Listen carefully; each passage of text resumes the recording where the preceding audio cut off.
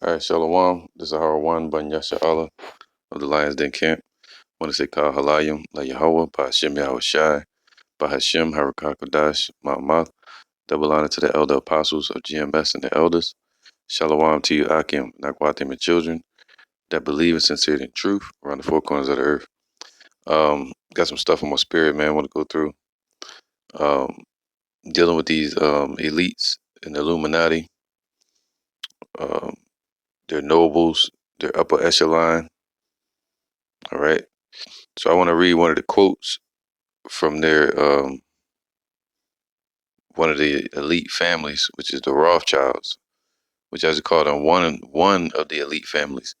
You know, uh, a lot of people when you speak of um, so-called conspiracy theories, and it's not just a theory; it's a real conspiracy.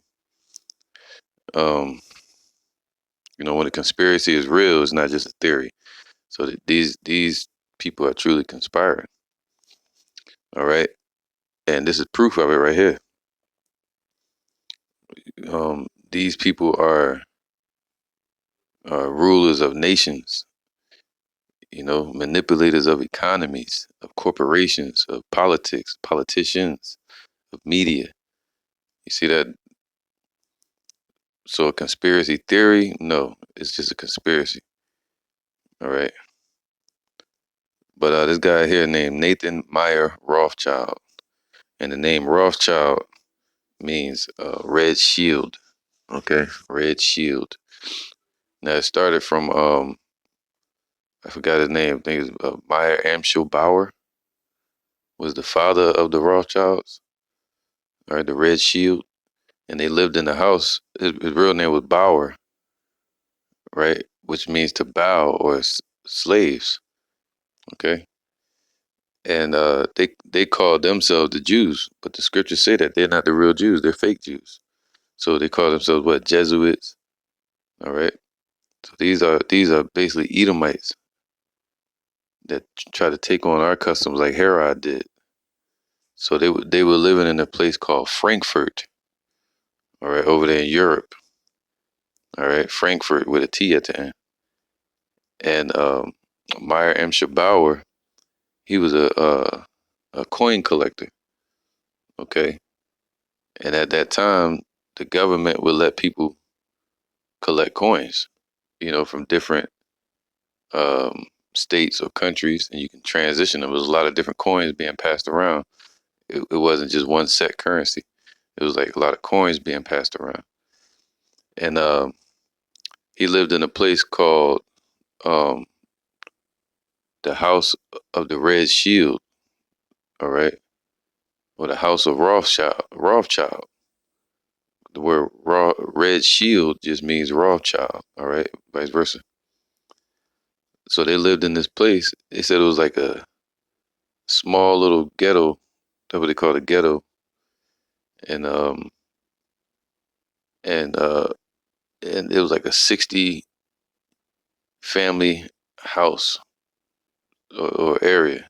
It was real small, a few yards long, and it turned into 100,000. So it was like real impoverished. So Esau was, we know them to be the original caveman, and them to be on the bottom. That's what they started. Their conquest against us. That's why they came against us during the time of Babylon, during the time of what you would call the triumvirate. The Roman Empire, the Greeks. Herod, when he was impoverished, they came from Edom, and he wanted to go back and build that area.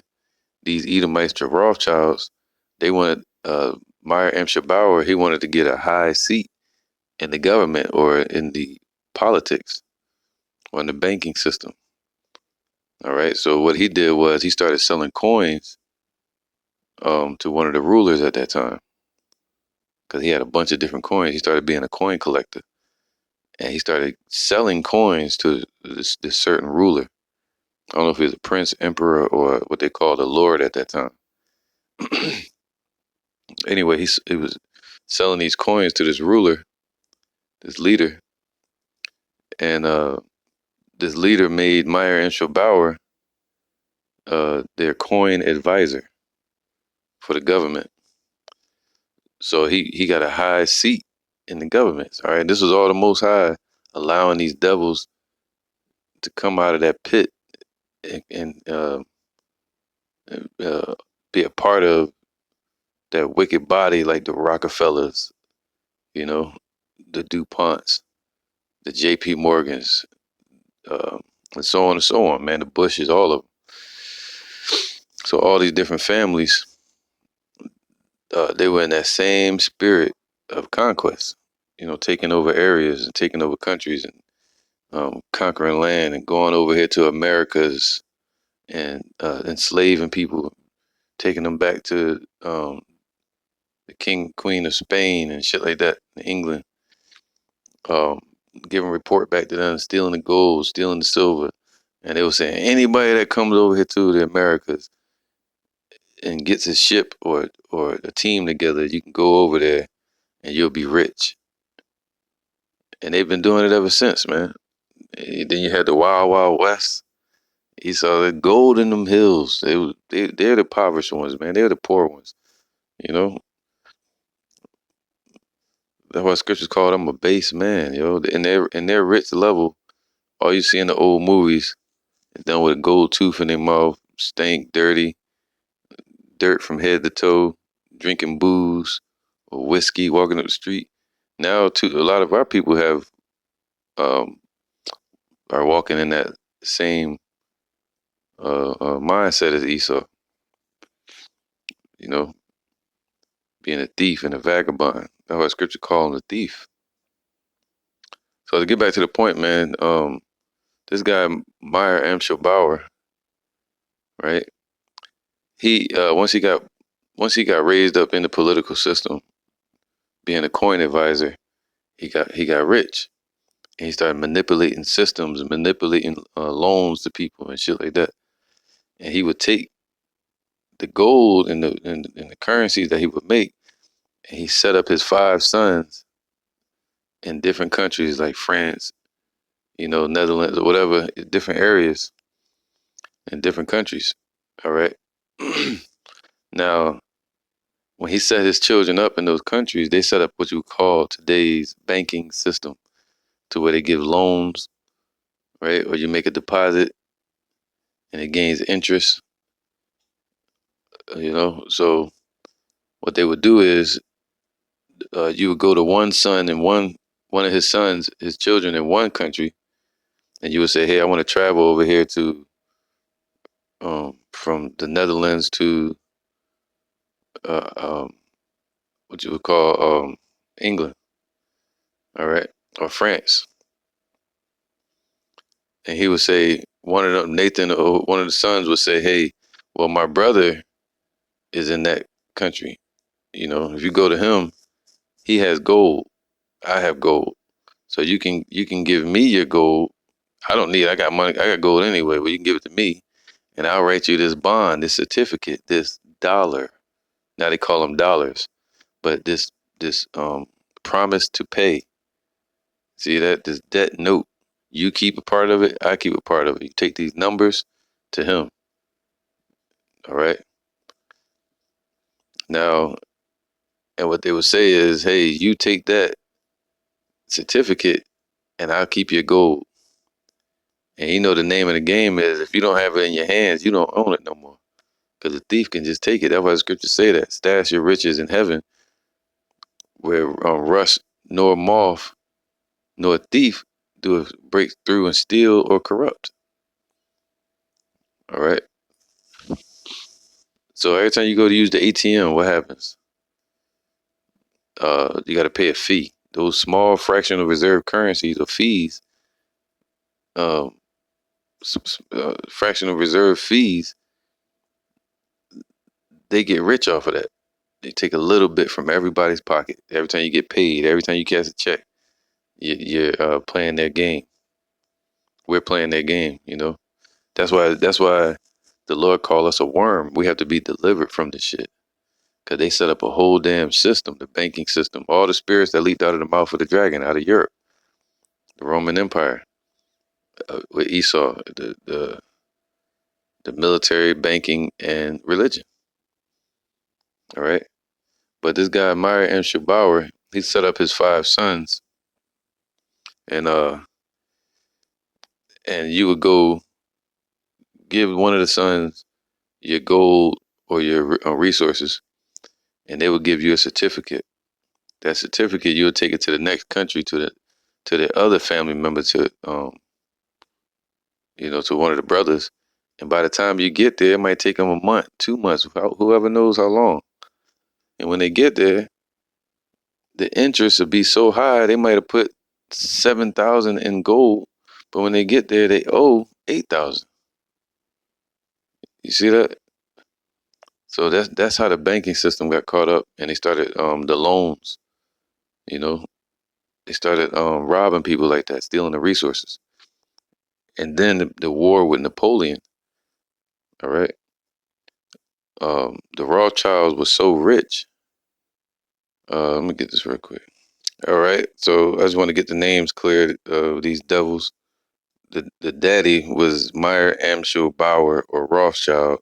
They changed their name to Rothschild, representing the house that they were born in or that they lived in, and it was what was called the fake Jewish ghettos. Okay. Um. Now the word Red Shield, Rothschild is the same thing as the Red Shield. All right. They lived in a place called the House of Rothschild, and they said that place was so dark that sunlight never went into that damn place. It was just dark in there. That's spiritual right there. You know, dealing with these Edomites. This might be Esau himself. Shit. Uh, One of the sons was named Amschel Meyer von Rothschild. All right, and I think he's the first one that broke into the British courts and became a lord. All right, they had dukes and lords in the Bible talking about Esau. Over there in London, they call themselves dukes and lords and shit. And I think if you call yourself a practicing Jew, anyway, if you called yourself a Jewish person, which is not a real Jew, then you couldn't be a lord in the courts of England or Britain. So this guy became a lord. So that was like another achievement, just like his dad, uh, Meyer Amschel Bauer. Okay, so what's it called, the Lords of London. All right, Solomon Meyer von Rothschild, another devil. Carl Meyer von Rothschild, James Meyer D. Rothschild, and the one I'm reading about today, and his quote that I'm gonna read in a second, is Nathan Meyer von Rothschild. All right, so these are all the upper elites of the Rothschild bloodline, which stem back to Edom, and the word Edom just means red. Red Shield, Rothschild. All right, I'm gonna read this. It says the Rothschild family is a wealthy family, Jewish anyway. Jewish, anything with ish on it means pertaining to. They're not actual Jews. All right, you know we all know this if you're in the truth. The Rothschild family is a wealthy family, Jewish family, meaning imposters, originally from Frankfurt, that rose to prominence with Meyer Amschel Rothschild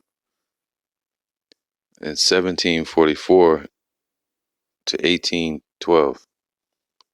Okay, so that was right around the time of right before the Industrial Revolution, I think. A court factor to the German landgraves of Hesse-Kassel in the Free City of Frankfurt, Holy Roman Empire. You see that, man? That's these damn Edomites over there in Europe, man. Came out of the dragon. Who established his banking business in the 1760s. So they established their banking business in the 1760s. All right. And those banking businesses later turned into corporations. All right.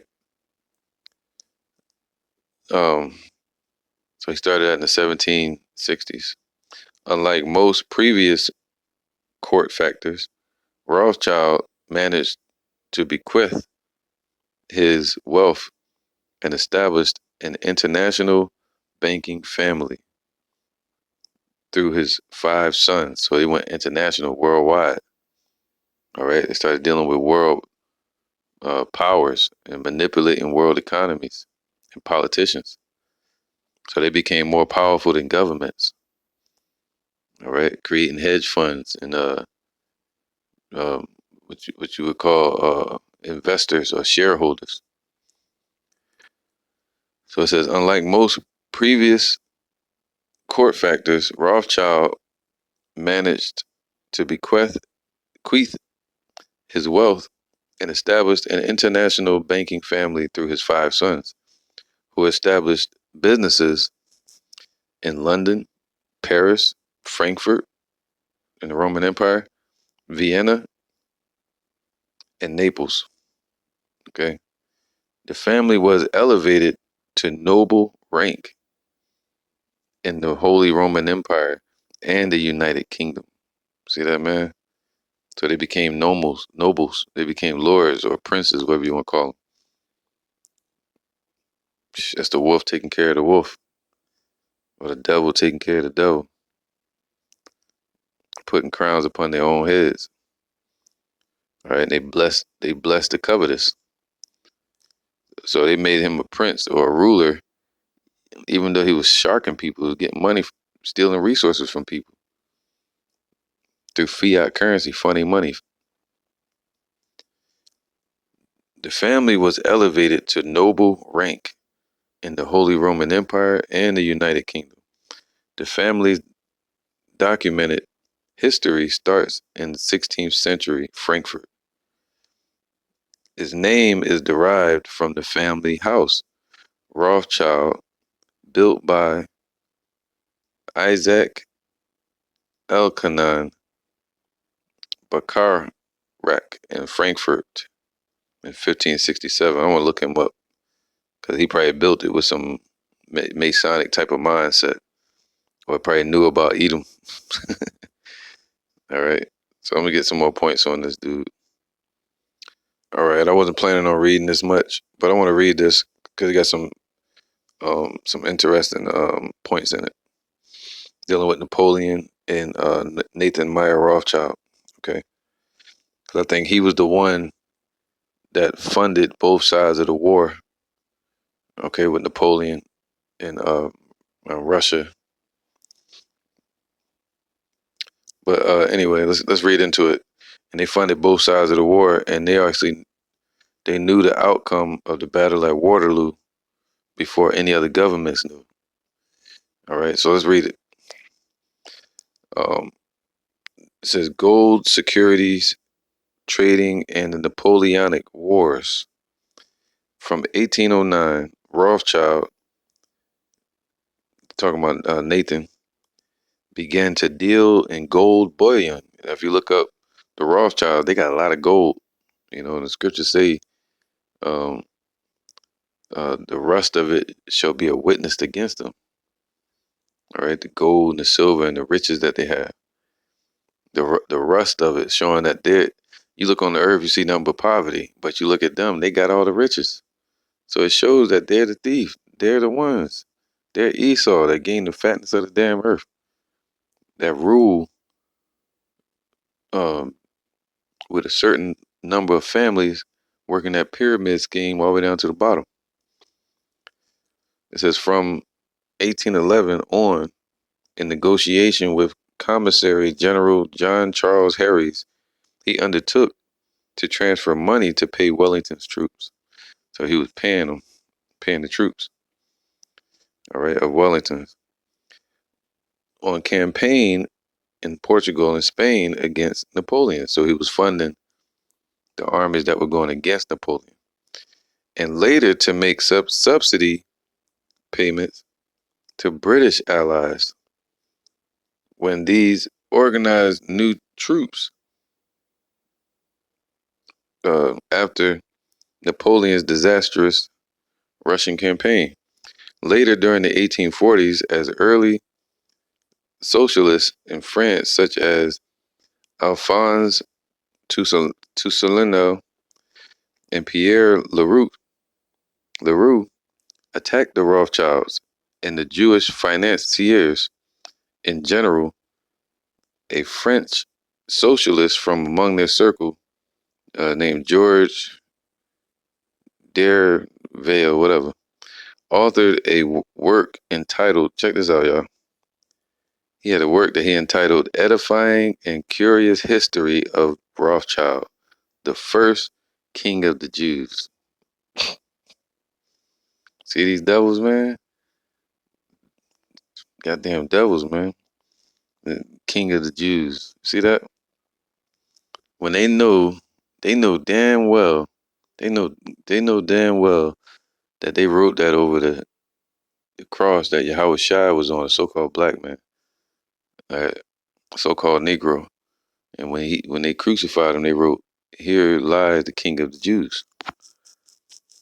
Right? Yahweh Shai, that was crucified, gave his life for us. Not that got rich through thievery and deception. It says within. It says within he made claims about Meyer Rothschild's early knowledge of the outcome of the Battle of Waterloo. See, see that they had their resources were so powerful that they knew about the outcome of a battle before another country did.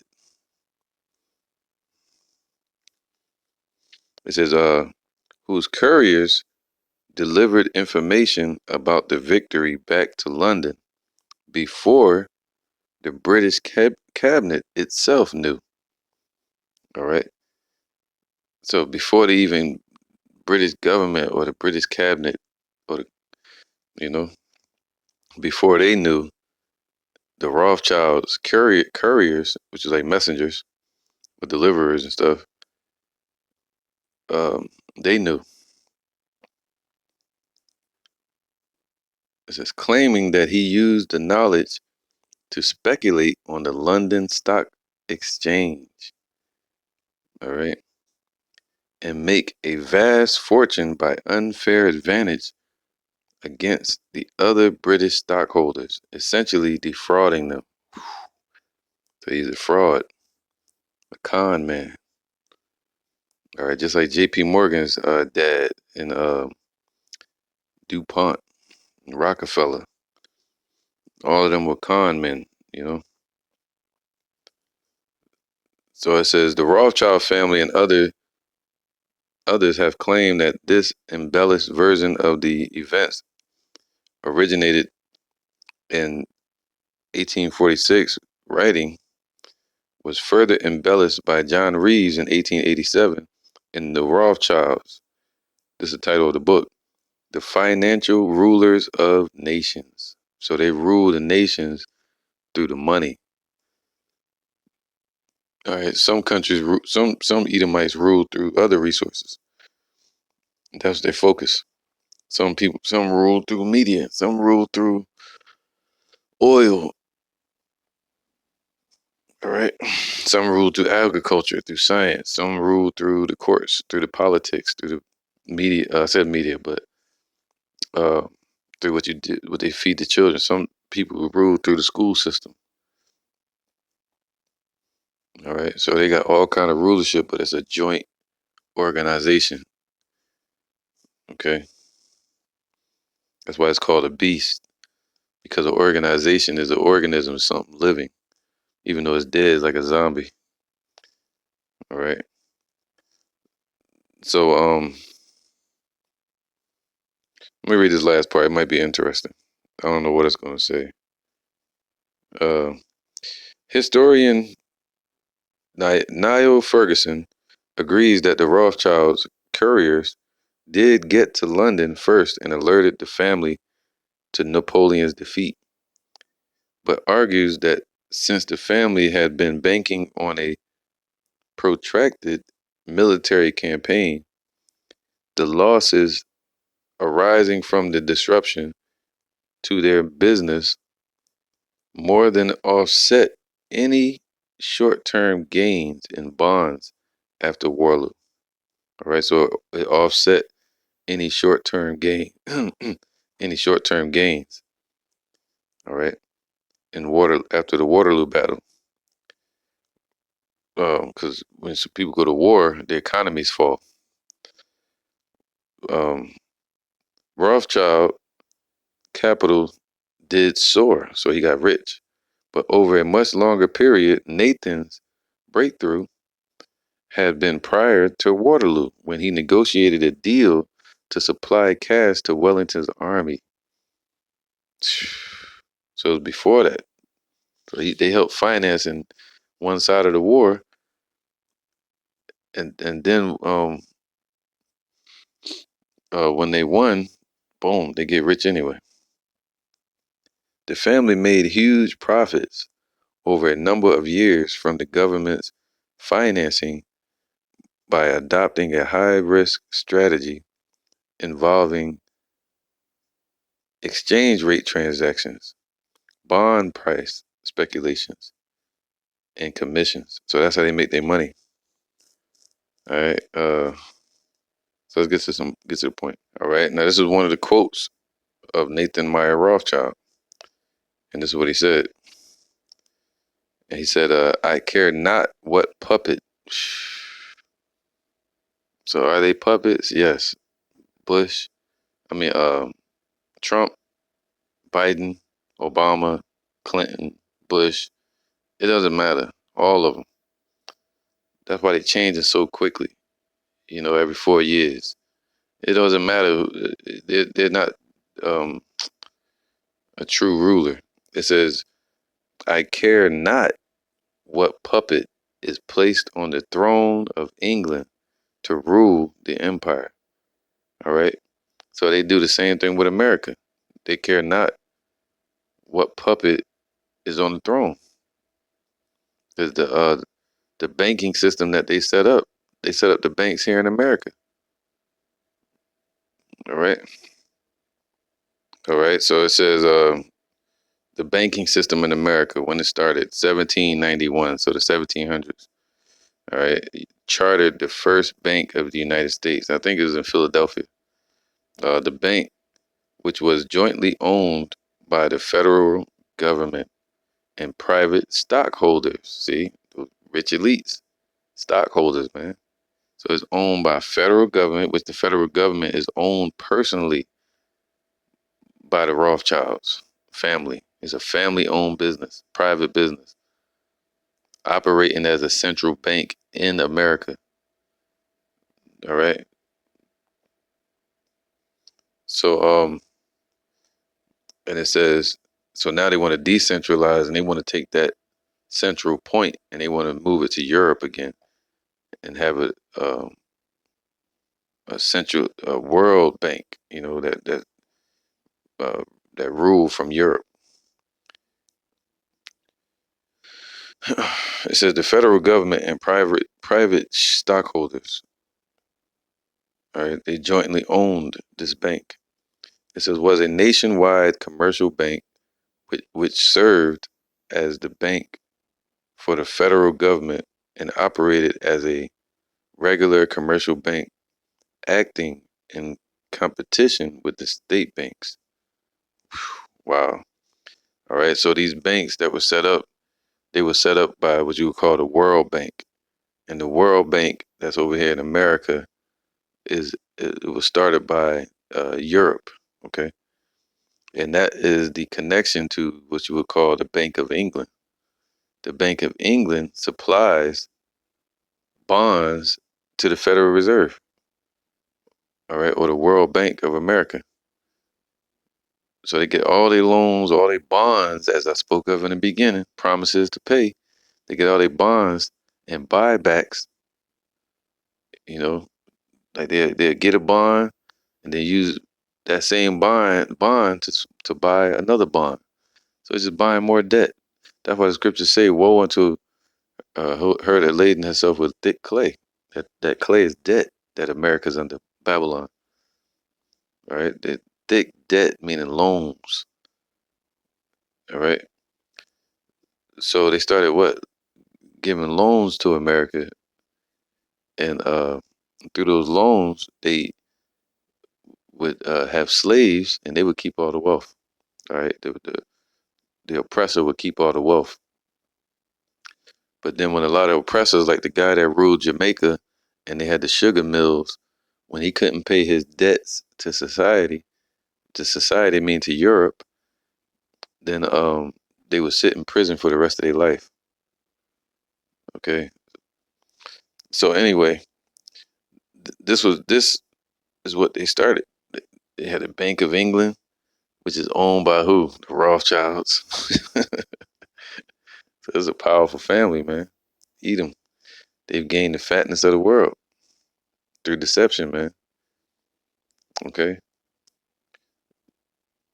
Uh, uh, so now, what did they say? They said it's like 150 families, and then 13 families that rule them, and then those 150 families they rule the corporations and all the other families, and so on and so on.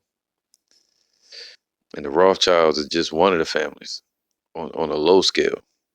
You know, there's families out there we don't even know about of Edom, but we will in the kingdom. And they actually have a monarch, meaning a top guy on the earth. And they're connected to the spiritual demon Satan on the left hand side.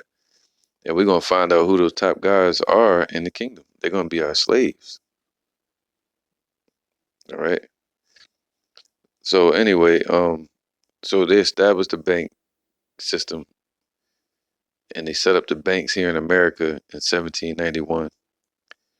And through the banks, they've been what? Uh, Basically keeping everybody locked into that system, man. You get cash on hand, dollars, gold, silver, whatever. You can keep and put it up under your couch, under your bed, in the safe, wherever. You can make trades and bond deals with people, and the government will never know about it. They'll never get their taxes from it. See, they want that extra tax. That's how they keep their family rich, and they keep their progeny wealthy. So they'll say, "Hey, we need to switch this system. We set up the first world order based on the dollar. Now we need to switch it, crash the banks, and let's now have a central rulership from Europe, and let's give everybody digital, so that way we can control everything that gets passed from person to person, that gets sold or bought. That way, the scripture say in Revelation 13, you won't be able to buy or sell unless you have that mark. All right, the mark of the beast, the system, Rome, America and NATO, the Esau system, man. All right, so people saying that's not the mark of the beast, they don't understand the whole setup, the whole game that's at play here. They just speaking from their own vain fucking opinion. It ain't the chip. Man, it's embargo. Well, let me ask you this then. Break down what's going on at the height of the system, and then show me where it trickles down into a fucking embargo. No, it's gonna trickle right down into more control, to where they want to control the masses. All right, and put chips in the masses. So they built the World Bank. They set up the Bank of England to distribute to the World Bank and Babylon, the whore. And now, one of the quotes that he said was this. All right, they were funding both sides of wars, where a lot of killing and murder was happening. You see that? But they get moved up to being what? Nobles. It says, Nathan Meyer Rothschild, I care not what puppet is placed on the throne of England to rule the empire. So in America, it's the same deal, because the Rothschilds, they have complete investments into this place, Babylon. And if you ask any of the elites, I've seen interviews where they've been asked about the president, and they say, that had nothing to do with us. Basically, the president had no goddamn power, man. They got to go through Congress, Senate, all kind of stuff, man. You see, with Biden and Trump, It don't matter who in office. It's about uh, the Pentagon, all right, the military industrial complex. That's who runs America in the Federal Reserve. All right. Fed Chairman Powell. That's the president of America, the real president of the banking system called the United States. So says the man who controls Britain's, or you should say any nation's money supply controls the British Empire. They control the whole empire. And I control the British money supply. And who controls the American money supply? The Rothschilds, or a lot of these, basically, you might say Esau.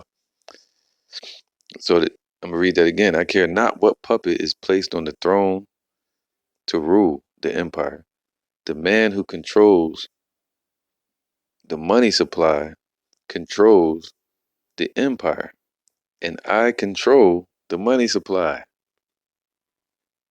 Who faces on the money? You see that, man?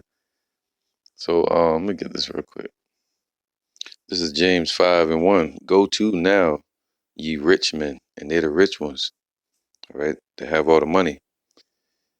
Weep and howl, and their descendants, their children. That's why the scriptures say, prepare slaughter for their children, for the sins of their fathers.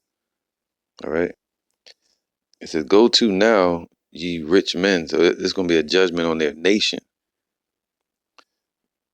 Weep and howl for your miseries that shall come upon you. See that? So the Lord going to bring miseries upon them. And miseries deal with what? Hell or sorrow and loss and shame. All right. So that when they go to fill their belly, as the scriptures say in Job, the Lord going to what? Rain fire upon them. And they're going into slavery. And, you know, and scriptures also say it's going to be like them that have dreamed and they drink in the water in their dream or something, juice. And then when they wake up, they still dry and thirsty and parched because the water wasn't really in their hand. That's Esau. Esau living in a fucking dream right now. All right, and we stuck in that damn nightmare. But someday Yahweh Shai gonna wake them the hell up, throw that cold ass ice challenge water on them, and wake them the hell up out of that damn cozy nap that they have right now at rest. Lord gonna wake them up, and they're gonna wake up and what? Lift up their eyes in hell, right here on earth. Okay, and they're gonna want that water. They're gonna say, "Can I get a drop of water? Can I get a drop of freedom or comfort?" All right. So James 5:2. Your riches are corrupted, right? Their children and their riches are corrupted, and your garments are moth eaten. Your gold and your silver is cankered, and the rust of them shall be a witness against you, man. All right. So all the riches that they have, that's gonna be a witness against them when the Lord shows up. See, when Yahweh Shai showed up, he showed up meek. He rode up on a donkey, you know. He said, "Render unto Caesar what is Caesar's." He didn't care about that, man. All of that is nothing to him. What can you give to him? All right. Your gold and your silver is cankered, and the rust of them shall be a witness against you, and shall eat your flesh as it were fire. Ye have heaped treasures together for the last days. All right. So they heaped all those treasures together so that they could be the rich man in the last days. The Lord put that in their spirit so they can manifest into being the wicked, who they are. Imagine in the last days they were in poverty. No, they're the ones. They got all the fucking gold. They stole the gold out of Fort Knox. They have big giant safes and banks full of gold bars bullion. If you go into the banks in America, they don't have shit. You know, they're gonna keep a certain amount of money and they don't have gold and silver in them, except for like safety deposit boxes. But those belong to the public, the people.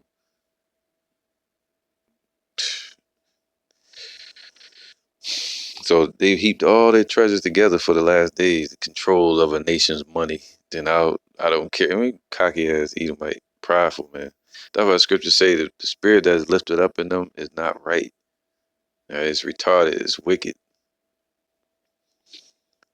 So behold, the higher it says, so they've heaped all the treasures together on the earth, the world resources for the last days, just so it could be taken from them. The Lord said everything that they took, they're gonna vomit it up. Right? He gonna make them drunken and make them vomit it up, punch them in the stomach. Behold, the higher, you walk up to somebody and how the police do, or what was that on? Denzel Washington. It was the movie we called him Shuttlesworth, the basketball player. All right. And Denzel, he had the afro, and I forgot the name of that shit. They were playing basketball. If anybody remember the name, you can leave it in the comment board. But I want to see that movie again. All right. And he walked up to somebody. No, that was training day. It was on training day. Remember, he walked up to him. He said, "Yo, where is that?" And he walked up on Snoop Dogg, and he was in the wheelchair. He chased him through the damn store, got him in the back, and he said, "Where is it at? Where you hiding the drugs?" And he took a pencil. He said, "Huh?" And he put it down his damn throat, and he coughed it up. That's what the Lord gonna do to Esau, punk ass. All right.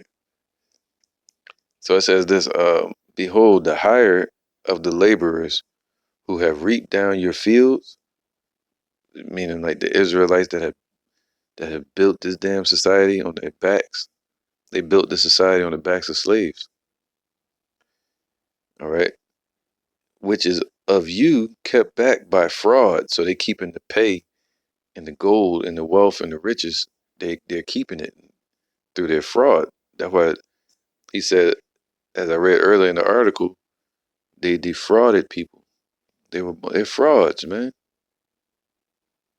All right. So they're keeping all the information, the truth. They hide that from us. They do away with all the history books. They got them and shit in their archives, and they only let their children see it. And they teach them the way so they can keep world power, not just power over a corporation. I'm talking about power over nations, and then power over the people that have power over the damn nations. So it says, they've kept back um riches from people. That's why everybody here poor. It wouldn't be this way if Esau wasn't in the way. That's why the Lord said they got to be moved out of the way.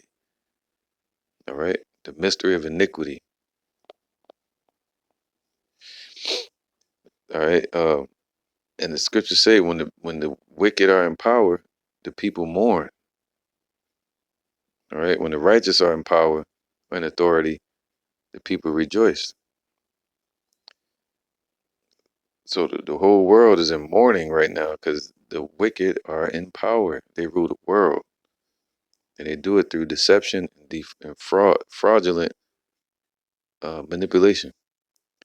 And the cries of them which have reaped are entered into the ears of the Lord of armies, or Sabaoth.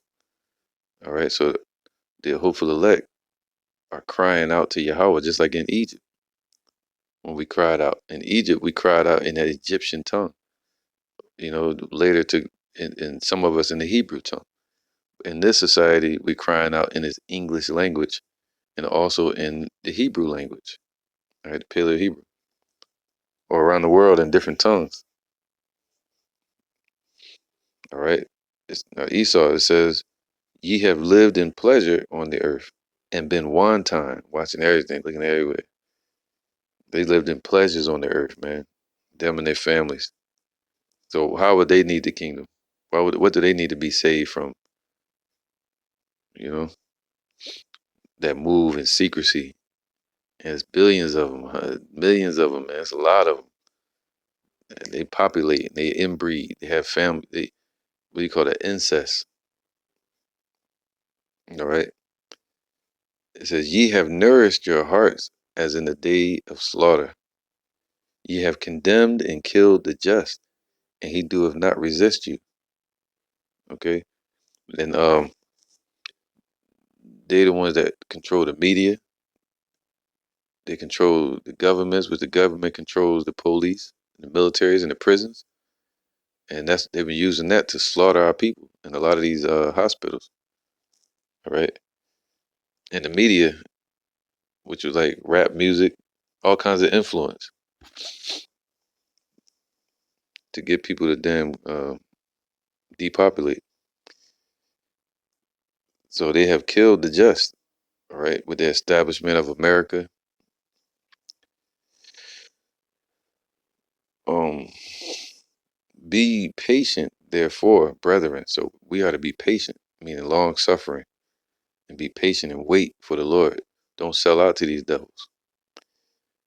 Be patient, brethren, unto the coming of the Lord, the one that's really running things, that runs all the nations, runs their thoughts, runs the system out in the heavens, runs the spirit world, you know, and he gonna run his foot right up their damn ass when he get here. So so we are to be patient, therefore, brethren, unto the coming of the Lord. Right? He gave Esau all this power. Look what fucking level they on. Billions and billions. That's nothing. We're gonna be in the kingdom with power where you can't calculate it. All right. Just like you can't measure the height of heaven. You ain't gonna be able to measure our exaltation. Just like you can't measure Yahweh's exaltation. So they ain't gonna be no money that they can give to us. They may they may have to pay taxes to us and bring their resources to us. All right, but we ain't gonna need it. We can just take it from 'em. So we to be patient until the coming of the Lord, the King of Kings, Lord of Lords. All right. Behold, the husbandman waiteth for the precious fruit of the earth. So in the midst of all of this, there's fruit growing. The Lord is waiting for his fruit to grow in the field, meaning the world, and have long patience for it. So he's waiting. He have long patience for it. So he's telling us to wait as well, for us to be perfected in our faith, and for the elect to wake up and pray to the Father and to Yahweh Shai. All right, pray to the Father to send Yahweh Shai until he receive the early and the latter rain. Be ye also patient. Establish your hearts, for the coming of the Lord draweth nigh. I'm gonna read this. Really, this whole chapter is good, but I just want getting kind of late into this video, so I want to make it kind of short. Job 27:13. This is the portion of a wicked man with Yahweh. So this is Rothschild's portion, Esau's portion, you know. And this wasn't even a lesson I planned for this morning, but Spirit took me here. So, and the heritage of the oppressors, which they shall receive of the Almighty. So he's the Almighty. So now you understand what Almighty means, yo, because Esau has some fucking power. And you can see it once you understand their wealth, their systems that they set up, their lineage, their long time rulership. That's power, man. But it's on the left hand side. And our Father and his son Yahweh Shai, Yahweh Ba'ashem Yahweh Shai, is gonna swamp their power, man. It's nothing to them. That's on the left hand side, it's nothing. All right. And Esau is nothing.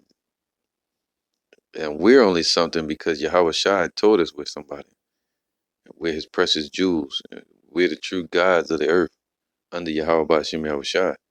Not just mortal men stealing riches. We're actually the gods. All right, the powers. But we have to be exalted and lifted up by the only true and living power, the Almighty Yahweh. All right, by Hashem Yahweh Shai.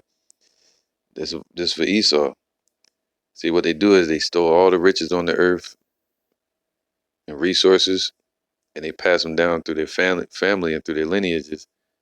And their family creates corporations and keeps that mindset going.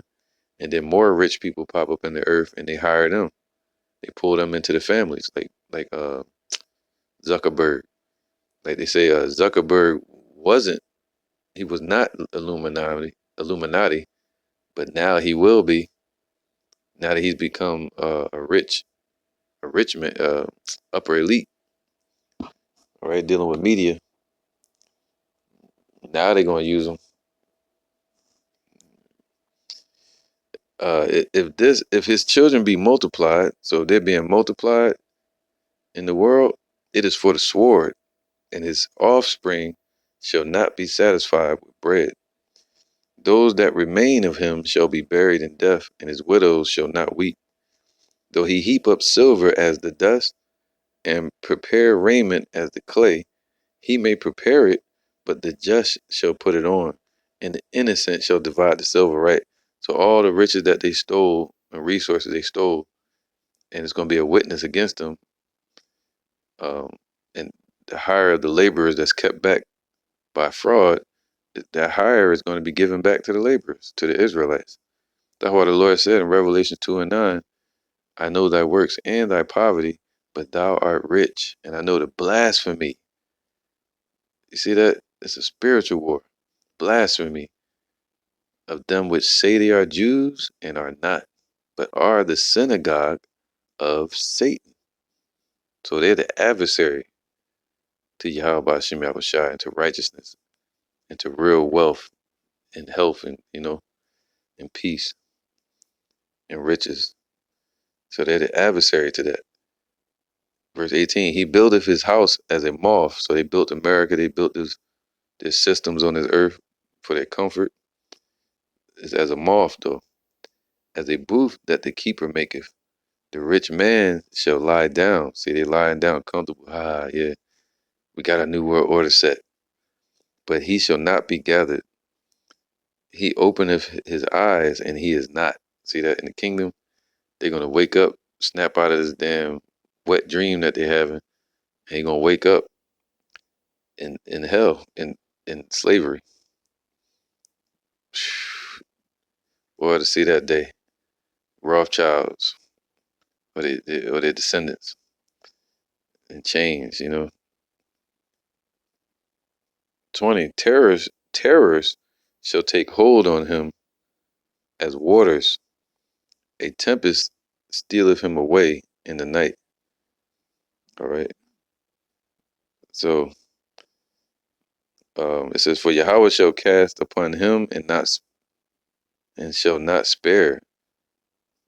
He would fain flee out of his hands. So hey man, I'm gonna end it there, man. But the Lord said he got a judgment for these people that claim to be rich on the earth, and riches that we can't even imagine.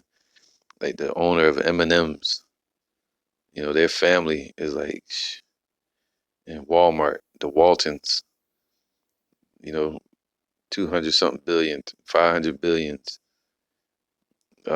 Family, not just businesses, but family riches. All right. And they got families that trump that. Like Bill Gates, they got families out there that make 4 times as much as him, like the M&M family, the one that make the M&Ms, uh, and so on and beyond that, because those are just corporations. So you go further up the echelon, you got families that own the color blue, you know, that own the fucking Roman Empire. You can't even imagine, man. So they run shit. So I may do a lesson on that next.